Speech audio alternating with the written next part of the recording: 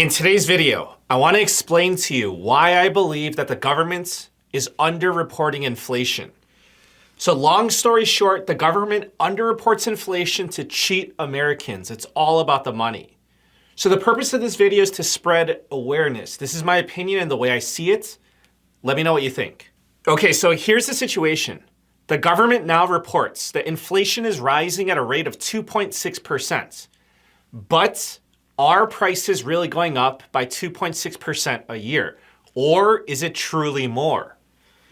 But why would the government be dishonest and not report to the American people the true rate of inflation? What would motivate the government to report inaccurate figures? So I could think of at least two reasons why. Number one, the politicians lie for political gain. And number two, the politicians and government officials lie so that the government saves money. So let's start with political gain. And this one's going to be short because it's straightforward. When you're a politician or government official, reporting bad economic news is not a good look. It's not popular and it doesn't win the votes. People prefer good news. Positive economic news sounds better in campaign speeches and debates, and it gets the votes. Now, let's talk about the financial motivation for the government to underreport the true rate of inflation. So let's think this through logically. The CPI inflation reports, which the government puts together, affects the income of 80 million Americans. So we're talking about Social Security recipients, food stamp recipients, SNAP benefits, military and civil service retirees, rental assistance, even school lunch programs. Now imagine if inflation was truly 10%, okay? And imagine the government increased the annual cost of living adjustment to beneficiaries by 10%. That would be called fair. But you know what would be cheaper for the government?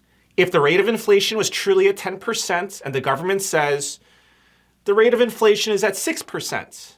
Now the government only needs to give a 6% raise to beneficiaries instead of 10%. So call me crazy, but I think the government is not playing fair and beneficiaries are getting cheated. So if you are a beneficiary in a program and you feel like your standard of living has been falling, I don't think you're going crazy. I think you're being cheated. So essentially, the government is underreporting inflation to pay Americans less money. This means less expenses for the government. A dollar saved is a dollar earned. And that means more money in the budget for the politicians to spend on their pet projects and corrupt activities. Woohoo. So let me tell you how they're cheating us. Let's talk about the CPI inflation report. In the past 30 years, the government has changed the method of calculating inflation. So they changed it more than 20 times in the past 30 years. So the original calculation went like this. They would select a variety of everyday goods, and they would see how the price changed over the course of a year. So for example, let's say a pound of sugar cost $1 last year. Today it costs $1.10. So sugar went up by 10%, and they would calculate inflation like that. So that is very simple, and that makes sense, right? Now the calculation has undergone improvements to become more accurate. So the new method considers quality and substitutes. So for example, if sugar goes from $1 to $1.10, that's a 10% inflation rate. But let's just say that the price of Splenda, a substitute, only went up by 3%. Then they could elect to go with 3%. So now, this is very important. The CPI no longer measures the change in price. It measures the change in cost of living. So let that sink in. The government also uses alternative testing measures in their calculations. So one example is with housing. The government uses a survey called owner's equivalent rent. They ask people, what do you think it would cost you to rent a similar place? What's your best estimate? So you know what would be more accurate? To use actual price changes of rent and home prices. The data is easily available, but they prefer not to use it. So it's interesting to note that the government reports inflation has gone up a total of 20% over the past 4 years.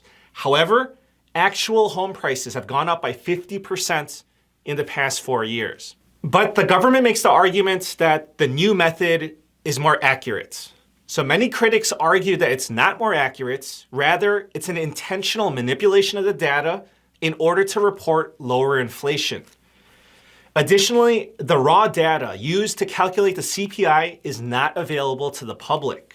So that makes it impossible to audit the government's work. We just have to trust them. Now, let me tell you how much money is on the line. According to the Social Security Administration, 70+ million Americans receive Social Security benefits amounting to $1.5 trillion. The Food and Nutrition Program, over $100 billion. Federal rental assistance, more than $50 billion. All these programs that pay out money to Americans gets adjusted for inflation. If the government underreports inflation by 3%, 4%, 5%, then that is a lot of money saved. And it adds up if they keep underreporting every year. So imagine if they accurately adjusted the payments to keep up with inflation. That would be very expensive for the governments. So let me know what you think about the situation. If you don't agree with what I said, let me know what part you don't agree with. Maybe you're right. Maybe the politicians of the government are 100% honest and they have our best intentions at heart. Maybe the government is here to truly help. I just don't see it that way.